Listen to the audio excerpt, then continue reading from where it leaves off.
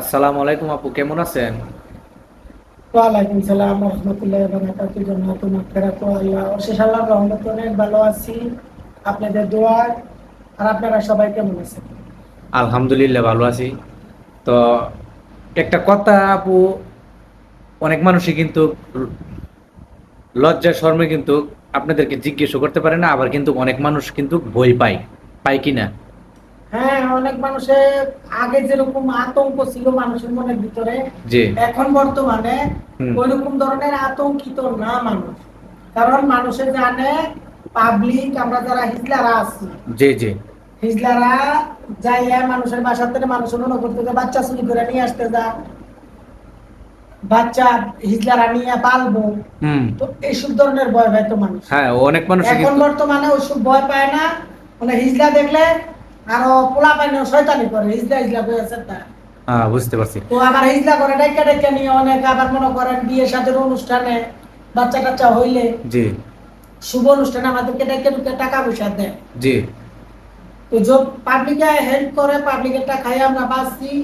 আর পাবলিকের লোক আমরা যথেষ্ট পরিমাণ ভালো আচার আচরণ, ভালো ব্যবহার, নম্র ভদ্র যতটুকু করণীয় আমাদের আমরা অতটুকু করি। ঠিক কিন্তু আছে তো। আমরা চাই না পাবলিকের কাছে যারটা এনে খাবো তার সাথে বেশি মার্কেটিং করবো। তো পাবলিকে যেরকম দিয়ে খুশি আমরা ওইরকম নিয়ে খুশি ভাই। যাক, আলহামদুলিল্লাহ, আপনার কথা শুনে কিন্তু আপু অনেকটা ভালো লাগছে। তো আপনাদের হিজড়ার মধ্যে কিন্তু নাকি বিয়ে শাদী হয়, শুনছি আরই। আল্লাহর দুনিয়ার ভিতরে 18,000 মাকলুকাত সৃষ্টি করছে। হ্যাঁ। মানে মানুষ বলতে মানুষের সাথে বিয়ে শাদী হয়, মানুষের সাথে সহবাস হয়। যেরকম মেয়ে মেয়ে বিয়ে শাদী হইতে আছে ওপেনলি লেসবিয়ান, জি। পুরুষে পুরুষে হচ্ছে, হুম। ওরকম হিজলাদের সাথে ওরকম হতে গেলে দোষ কিসের বলে? হুম। না, এটা ঠিক আছে। হিজলাদের সাথে হয়। হ্যাঁ, এরকম অনেক হিজলার আছে, তাদের সাথে বিয়ে শাদী হয়। আমার একটা ফ্রেন্ড আছে, আমার একটা গুরু ভাই, জি। ওর নাম হচ্ছে মেঘলা। মেঘলা। ওর সাথেও বিয়ে হয়েছে, প্লাস ওর স্বামী সৌদি আরবে আছে। ও জি নিজস্ব টাকা পয়সা খরচ করে জি। কত লাখ টাকা জামাইরে বিদেশ পাঠাইছে। ওর জামাইয়ের নাম হচ্ছে মুজাক্কির। বুঝতে পারছি। আচ্ছা। আর আমার জীবনেও এমন একটা মানুষ ছিল যারা আমি ভালোবাসছি, জি।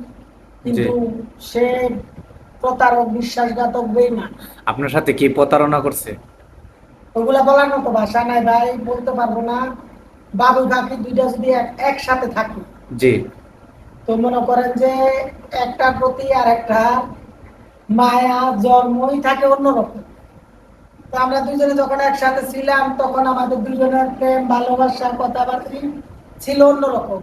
কিন্তু ও আমার সাথে প্রতারণা করছে আমার মতনই আরেকজন। ও আর কি বলবো, বলার মতন কোনো ভাষা নাই। বাকিটা দর্শকে বুঝে নেবে। তারপর থেকে আমি চিন্তা করি না যে আমার জীবনে কেউ আসবে বা আমার জীবনে কেউ আমার জীবনটাকে সাজাবে বা আমার জীবনটাকে কেউ রঙিন করবে। এরকম ধরনের মানুষ আমি দেখিনি, বা আচ্ছা, আমার আছে কিনা জানি না। থাকবে আপনার মন মানসিকতা দেখতেছি ভালো। আর একটা কথা কি, আমার কোনো ভাই যদি আপনাকে বিয়ে করতে চাই তাহলে কি আপনি বসবেন? যেটা সত্য সেটা বলবেন। বিয়ে শাদী হচ্ছে আল্লাহর হাতে। এখন রাস্তার একটা কুকুর যদি বলে যে আপনাকে বিয়ে শাদী বিয়ে করতে চাই আমি, কিন্তু হ্যাঁ, সাথে সাথে তো আমি মত দিতে পারি না, কারণ বিয়ে শাদী হচ্ছে সারা জীবনের প্রশ্ন। একটা ঠিক। মানুষের সাথে আরেকটা মানুষের একটা বন্ধনের ভিতরে আবদ্ধ হওয়া। রাইট। কিন্তু তার মনের ভিতরে আমি ব্যথা দিয়ে আমি অন্য কোথাও যেতে পারবো না, সেও আমার মনে ব্যথা দিয়ে অন্য কোথাও যেতে পারবো না। তার জন্য দুইটা মনের একসাথে একত্রিত করতে হবে। রাইট। ধীরে ধীরে ধীরে ধীরে মানুষের একটা বিশ্বস্ত যখন জন্ম নেবে, তখন ও বলার আগে আমি বলবো হ্যাঁ আমার বিয়ে করো। কিন্তু তার ভিতরে ভাই কথা আছে যে সব মানুষ, 99% মানুষের সিটার বাটপার। আর 99% মানুষ আসে হিজলাদেরকে ধ্বংস করার জন্য, হিজলাদেরটা খাওয়ার জন্য, আর হিজলাদেরটা নিয়ে ভেগে যাওয়ার জন্য। আপনি যে কথাটা বলছেন এটা কিন্তু 100% গ্যারান্টি। তার মধ্যেও কিন্তু একটা কথা আছে, হাতের আঙ্গুল কিন্তু পাঁচটা সমান না, আর সব মানুষও কিন্তু সমান না। ঠিক না বেঠিক? ঠিক। তা এটাই, আমার কোনো ভাই যদি আপনার সাথে কথা বলতে চায়, আগে কথা বলার মাধ্যমে যদি ভালো লাগে তাহলে আপনি তার সাথে সম্পর্ক করবেন, আর যদি ভালো না লাগে তাহলে সম্পর্ক ইতি ওই জায়গার মধ্যে আপনি রেখে দিবেন। ভাই একবার মন ভাঙছে, কিন্তু জানি না দ্বিতীয়বার জোড়া লাগবে কিনা। বাকিটা আল্লাহর হাতে। হ্যাঁ, কোনো মানুষ যদি কথা বলতে চায় তাহলে তারা কথা বলতে পারে।